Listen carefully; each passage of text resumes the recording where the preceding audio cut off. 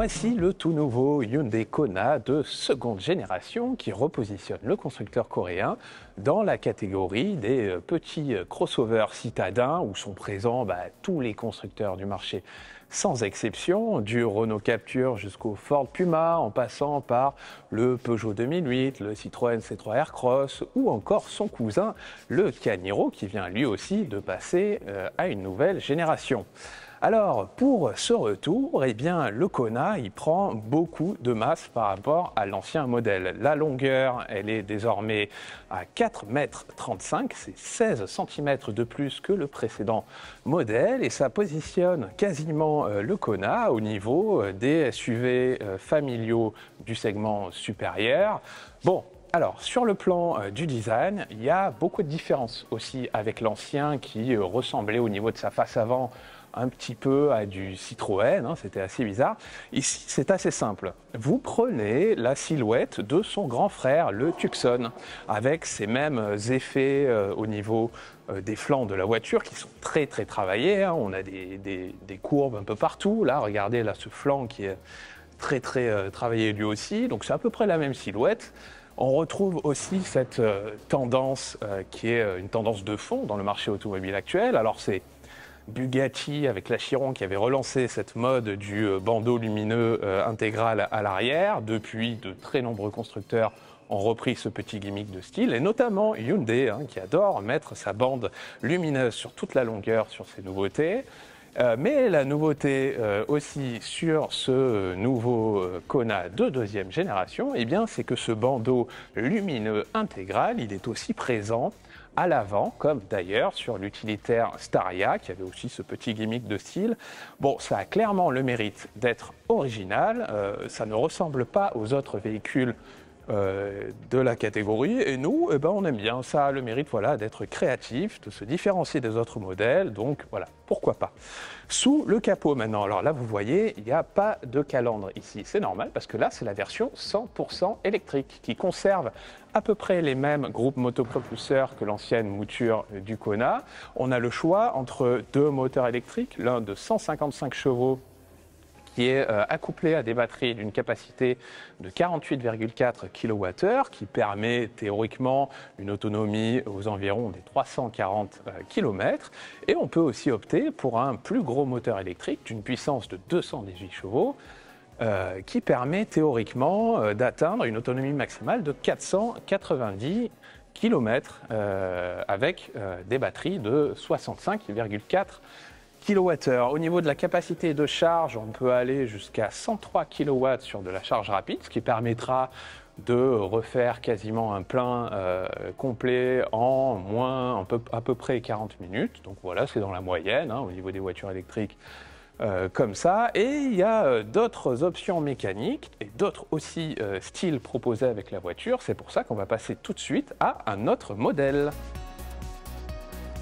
Et voilà un autre exemplaire du nouveau Hyundai Kona. Alors, il y a deux différences principales par rapport à la version électrique qu'on vous a montrée.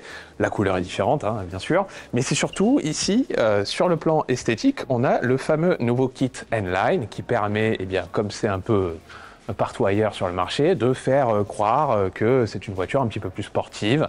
Donc, c'est toujours le même genre d'ingrédients. On a un kit carrosserie avec des boucliers sont un petit peu plus enveloppants, on a quelques badges N-Line qui sont disposés sur la voiture, des jantes spécifiques aussi, et surtout cet énorme aileron fixe à l'arrière qui ressemble à celui d'une Mercedes A35 AMG, bref c'est assez caricatural. Alors ça ne sera pas sur le marché français et on comprend pourquoi, parce que c'est vrai que c'est peut-être un petit peu too much, franchement. Ensuite, l'autre différence importante par rapport au premier Kona qu'on vous a montré, c'est la motorisation, puisque ici on a une version hybride. Alors c'est un hybride simple, la version rechargeable pour l'instant, Hyundai, ils ont décidé de ne pas la proposer sur notre marché. C'est le même groupe motopropulseur que l'ancienne génération du modèle, avec un petit 4 cylindres essence de 1,6 litres de cylindrée, développant une puissance totale de 141 chevaux avec l'aide d'un moteur électrique.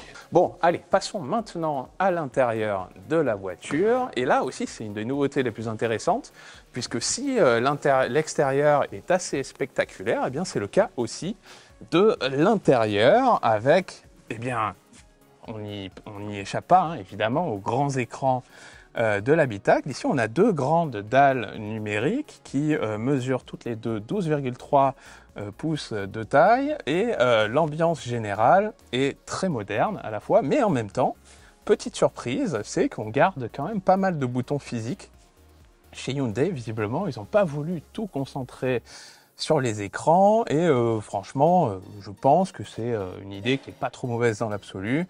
Bon, il faut savoir qu'au niveau connectivité, équipement, il y a tout le meilleur que propose Hyundai sur les autres modèles. En fait, si vous prenez la grande berline Ioniq 6, et bien ici, vous avez toutes les aides à la conduite de la Ioniq 6, vous avez tout ce que Hyundai sait faire en la matière. Et au niveau habitabilité, forcément, avec un véhicule qui est plus gros, eh bien, ça profite aussi aux places arrière. Alors, venez avec moi, on va s'installer.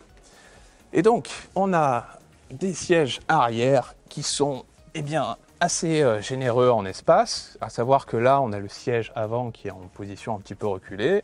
Ça me gêne absolument pas. J'ai beaucoup d'espace au genou, j'ai une garde au toit qui est pas trop mauvaise, alors ça pourrait être encore un peu mieux, mais là c'est vraiment difficile de se plaindre. Je pense qu'on pourra voyager dans cette voiture sans aucun problème, d'autant plus qu'on a aussi un très grand coffre. Alors c'est aussi une surprise, enfin un peu moins au regard de la taille, mais alors voilà, ça s'ouvre.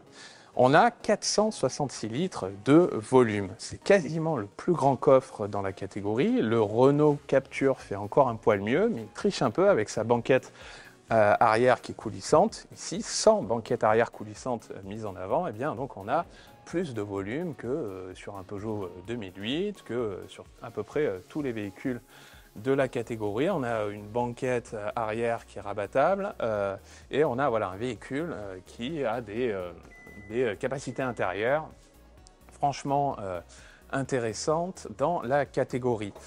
Parlons aussi des prix. Pour l'instant, Hyundai il refuse de nous donner les tarifs français, ça ne saurait tarder, mais on nous indique que la version d'entrée de gamme, donc c'est-à-dire l'hybride simple, débutera entre 35 000 et 45 000 euros. Quant à la version électrique, eh bien, on nous parle à peu près d'un tarif à 50 000 euros pour la version avec les grosses batteries et le gros moteur électrique. Bon, il nous reste maintenant à essayer la voiture. Ça devrait être à peu près pour l'été 2023. À cette date, eh bien, on pourra vous dire ce que ça vaut par rapport au meilleur SUV citadin de la catégorie.